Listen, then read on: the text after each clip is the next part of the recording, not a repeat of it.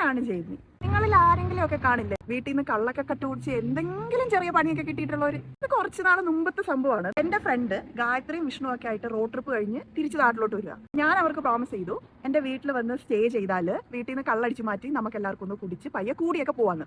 Usually എന്റെ പപ്പ store റൂമിലാണ് ഈ സാധനം എല്ലാം കീപ്പ് ചെയ്യാറുള്ളത്. വീട്ടിൽ വന്നപ്പോൾ തന്നെ ലേറ്റ് ആയി. ഇപ്പോൾ ഫുഡൊക്കെ കഴിച്ച് പപ്പയും മമ്മിയും കിടന്ന് ഉറങ്ങാൻ വേണ്ടി വെയിറ്റ് ചെയ്ത് പയ്യെ സ്റ്റോർ റൂമിൽ പോയി ജാക്ക് ഡാനിയൽസിന്റെ വലിയൊരു കുപ്പി എടുത്തു. 3 കപ്പിലോട്ട് ഞാൻ പയ്യെ ഈ സാധനം ഒഴിച്ച് ആദ്യം ഗായത്രി എടുത്ത് വായിലോട്ട് വെച്ചത് ഒരൊറ്റ പുപ്പ്.